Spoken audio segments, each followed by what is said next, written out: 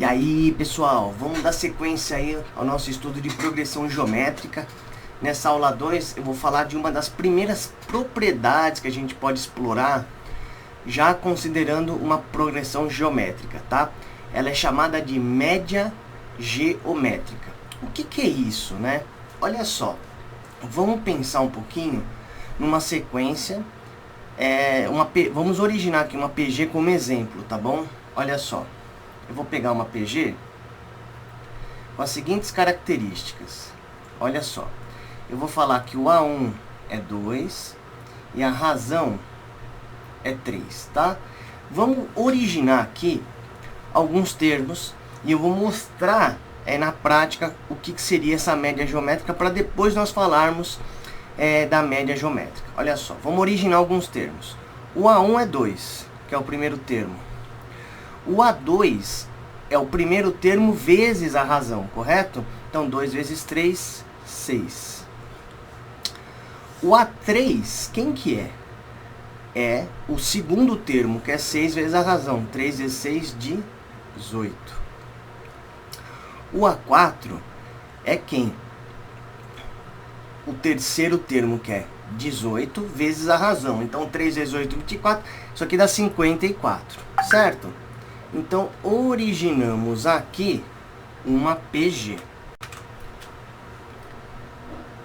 Então, agora, olha que interessante. Eu tenho aqui, ó, o A1, que é o 2. Eu tenho o 6, que é o A2. Eu tenho o 18, que é o A3. Eu tenho o 54, que é o A4. Se eu pegar e multiplicar o A1 vezes A3, isso aqui vai dar 2 vezes 18, e isso dá 36. Agora, olha que legal. Se eu pegar a raiz de 36, isso dá 6, que é o A2. Olha que interessante. Certo? Então, olha, nós conseguimos relacionar aí, ó, o A1, o A3 e o A2 a partir de uma simples relação, que é essa daqui, ó, o A2 ao quadrado, né? Porque 6 ao quadrado é 36. O 36 que está aqui, ó, é A1 vezes A3, ó. E se eu isolar o A2 sozinho, isso aqui é raiz quadrada de A1 vezes A3. Pessoal, essa expressão aqui, ó, A2 é igual a raiz de A1 vezes A3, é chamada média geométrica. Média geométrica, tá?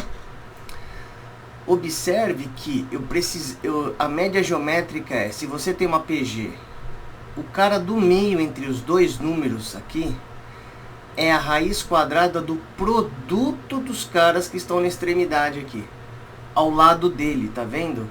Isso é chamada média geométrica.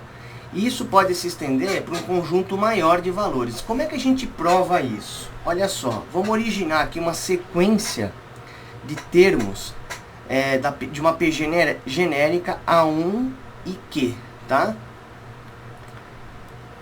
Ó, o A1 é A1, o A2 é A1 vezes Q, o A3 é A2 vezes Q, o A4 é A3 vezes Q, e o A5, por exemplo, é A4 vezes Q.